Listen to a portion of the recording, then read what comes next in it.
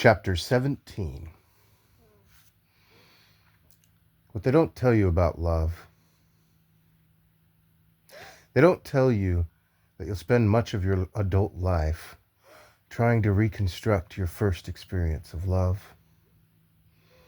That for a while, every date, every relationship, and every person you fall into lust with will continuously be held to the impossible standard of the first person who ever made a home inside your heart. And that everyone else will fall short.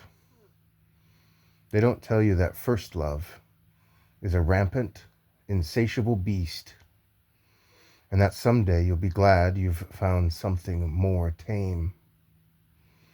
But for a while, you'll miss the wilderness, and that's okay. They don't tell you that love is addicting, that it has the inexplicable potential to consume every part of your being and make you forget what you once wanted in its absence. That you will not always be ready for the world love sweeps you away to, and that you'll lose your own mind and your footing in ways you swore you never would. They don't tell you that your first hit of love is every bit as potent as your first hit of cocaine, and that it's a wholly unsustainable addiction. They don't tell you that love will be work, that it won't always be a freely flowing stream of adoration and attention and growth, that sometimes love will mean choices you don't want to make and roads you don't want to take, and that it's going to be every bit as unglamorous as it is incredible and brave. They don't tell you that love might turn you into someone you don't want to be, and that you're going to have to do a lot of learning if you ever want to grow inside of love. They don't tell you that love is going to break you. That someday, every idealistic hope you once had about what it means to give and receive love freely will be shattered in a way you can never fully reconstruct.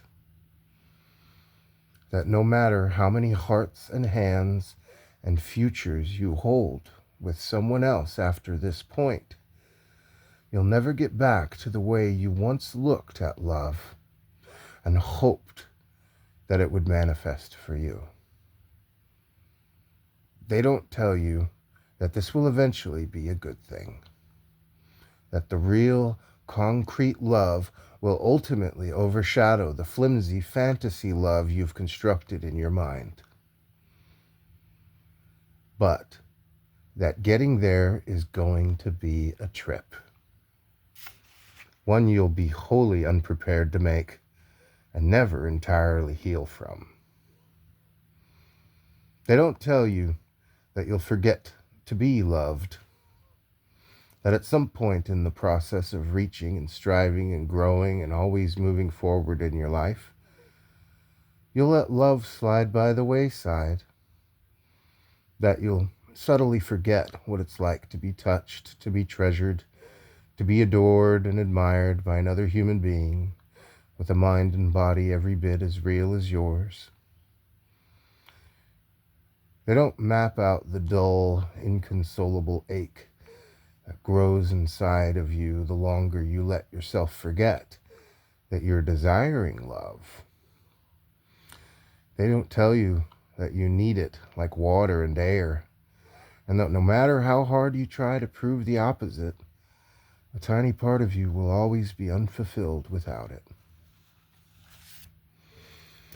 They don't tell you that love is a habit, that you can fall out of it and become clumsy and awkward and unpracticed at giving and accepting it back, that you will grow impatient with yourself in the process, wondering why on earth the walls around your heart have risen so high since you last knocked them down, that some old wounds will bleed again, at every tender touch, and that it's going to take a while to heal them. They don't tell you that love can be forgotten until, suddenly, unexpectedly, it's not. They don't tell you that once you start back up, love becomes the most impossible habit to break.